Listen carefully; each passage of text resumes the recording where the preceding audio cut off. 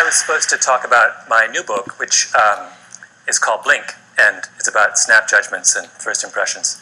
And it comes out in January, and I hope you all buy it in triplicate. But I was thinking about this, and I realized that that although my new book makes me happy, and I think will make my mother happy, it's not really about happiness. So I decided instead I would talk about someone who I think has done as much to make Americans happy as perhaps anyone over the last 20 years. A man who is a great personal hero of mine, someone by the name of Howard Moskowitz, who is most famous for reinventing spaghetti sauce. Howard's about this high, and he's round, and he's in his 60s, and he has big, huge glasses and thinning gray hair, and he has a kind of wonderful exuberance and vitality, and he has a parrot, and he loves the opera, and he's a great aficionado of medieval history. And he, by profession, he's a psychophysicist. Now, I should tell you that I have no idea what psychophysics is, although at some point in my life, I dated a girl for 2 years who was getting her doctorate in psychophysics, which should tell you something about that relationship. But Howard, as far as I know, psychophysics is about measuring things, and Howard is very interested in measuring things, and he graduated with his doctorate from Harvard, and he set up a little consulting shop in White Plains, New York. And one of his first clients was, this is many years ago, back in the early 70s, one of his first clients was Pepsi.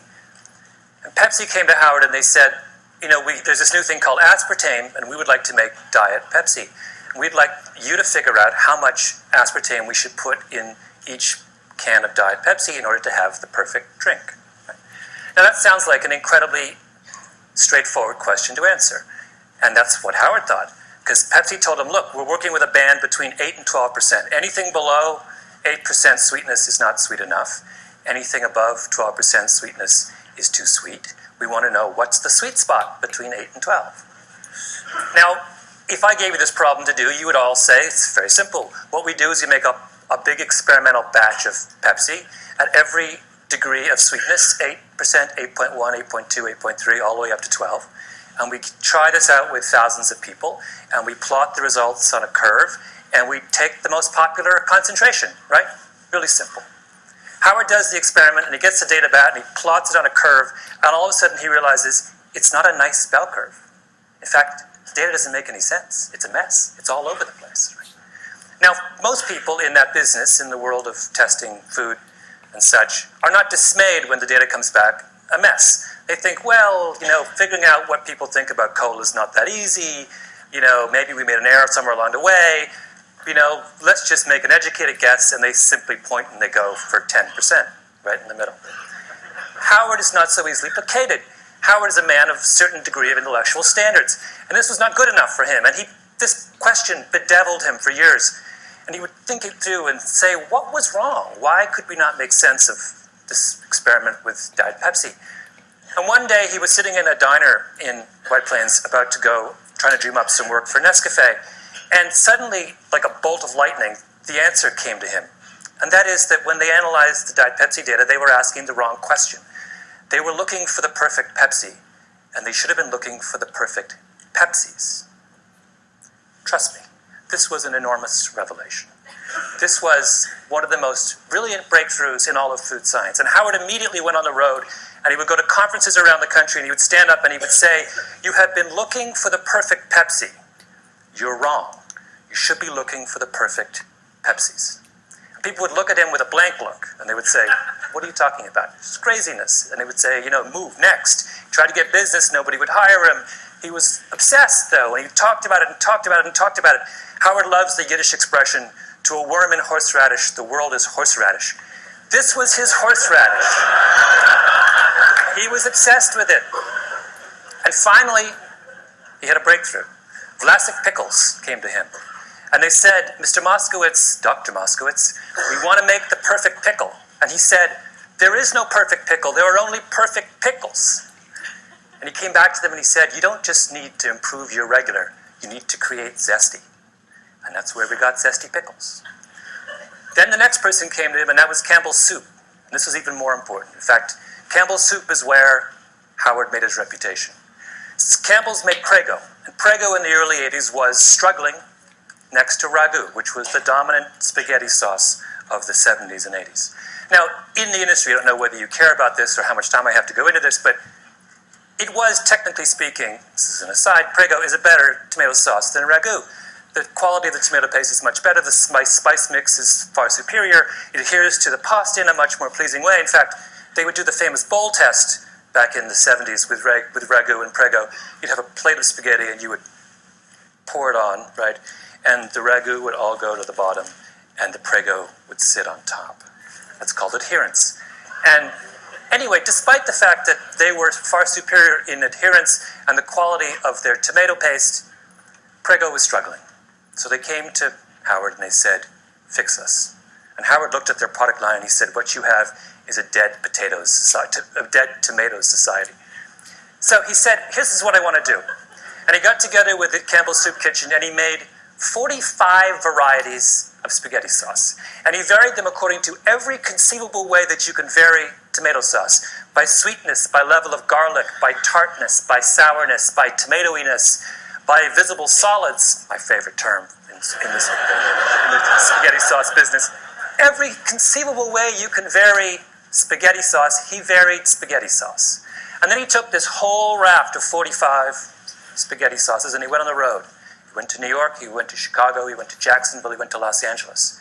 And he brought in people by the truckload into big halls. And he sat them down for 2 hours and he gave them over the course of that 2 hours 10 bowls. 10 small bowls of pasta with a different spaghetti sauce on each one.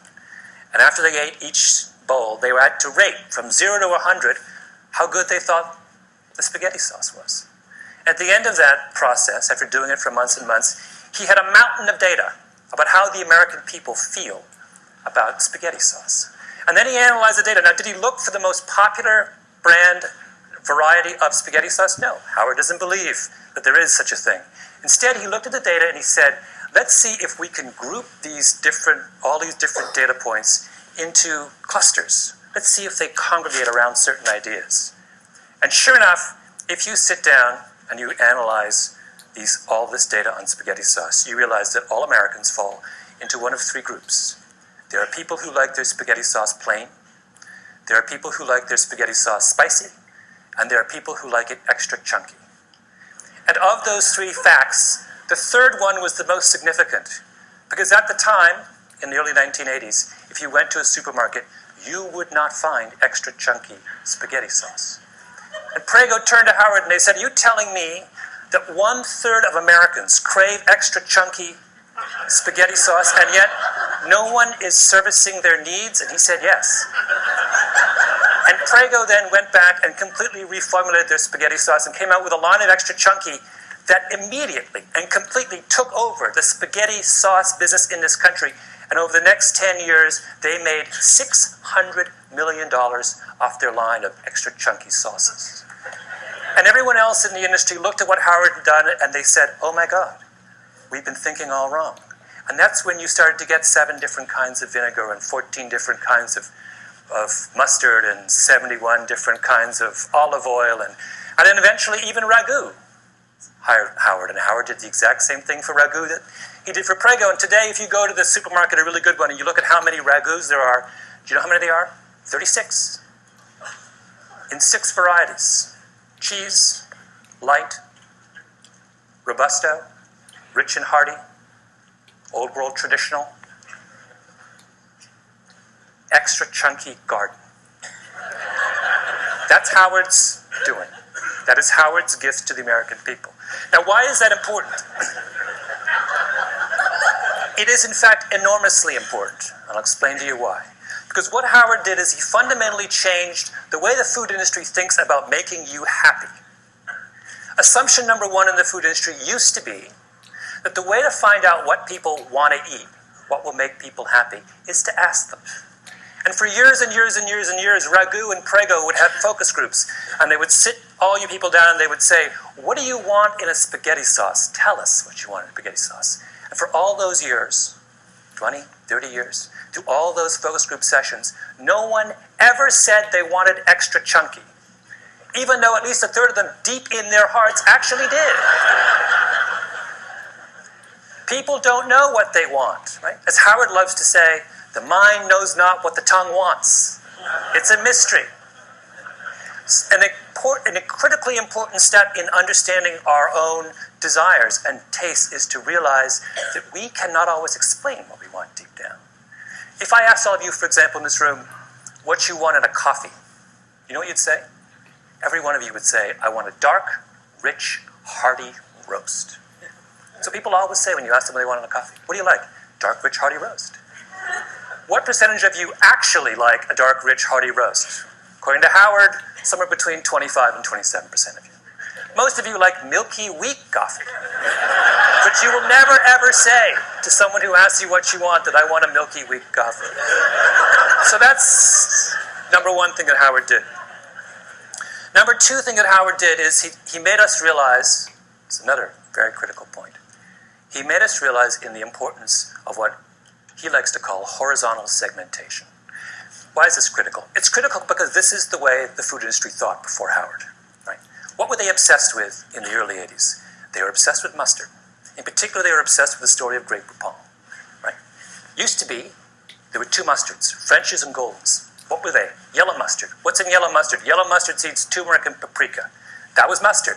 Grey Poupon came along with a Dijon, right? Much more volatile brown mustard seed, some white wine, a nose hit, much more delicate aromatics. And what did they do? They put it in a little tiny glass jar with wonderful enameled label on it. Made it look French, even though it's made in Oxnard, California. And instead of charging $1.50 for the 8-ounce can, the way the 8-ounce bottle, the way that French's and Golden's did, they decided to charge $4. And then they had those ads, right, with the guy in the Rolls Royce, and he's eating the Grey Poupon, the other Rolls Royce pulls up, and he says, do you have any Grey Poupon? And the whole thing, after they did that, Grey Poupon takes off, takes over the mustard business. And everyone's take-home lesson from that was that the way to get to make people happy, right, is to give them something that is more expensive, something to aspire to, right, is to make them turn their back on what they like, think they like now, and reach out for something higher up the mustard hierarchy. A better mustard, a more expensive mustard, a mustard of more sophistication and culture and meaning. And Howard looked at that and said, that's wrong. Mustard does not exist on a hierarchy. Mustard exists, just like tomato sauce, on a horizontal plane. There is no good mustard or bad mustard. There is no perfect mustard or imperfect mustard. There are only different kinds of mustards that suit different kinds of people. He fundamentally democratized the way we think about taste. And for that as well, we owe Howard Moskowitz a huge vote of thanks. Third thing that Howard did, and perhaps the most important, is Howard confronted the notion of the Platonic dish. What do I mean by that? For the longest time in the food industry, there was a sense that there was one way, a perfect way, to make a dish. You go to Chez Panisse, they give you the red tail sashimi with roasted pumpkin seeds in a something reduction. They don't give you 5 options on the reduction, right? They don't say, do you want the extra chunky reduction or do you want the... No, you just get the reduction. Why? Because the chef at Chez Panisse has a Platonic notion about red tail sashimi. This is the way it ought to be. And when that, and she serves it that way time and time again, and if you quarrel with her, she will say, you know what? You're wrong. This is the best way it ought to be in this restaurant. Now that same idea fueled the commercial food industry as well. They had a Platonic notion of what tomato sauce was. And where did that come from? It came from Italy. Italian tomato sauce is what? It's blended, it's thin. The culture of tomato sauce was thin. When we talked about authentic tomato sauce in the 1970s, we talked about Italian tomato sauce. We talked about the earliest ragouts, which had no visible solids, right? Which were thin, and you just put a little bit over and it sunk down to the bottom of the pasta. That's what it was. And why were we attached to that? Because we thought that what it took to make people happy was to provide them with the most culturally authentic tomato sauce, A, B. And B, we thought that if we gave them the culturally authentic tomato sauce, then they would embrace it. And that's what would please the maximum number of people. And the reason we thought that, in other words, people in the cooking world were looking for cooking universals.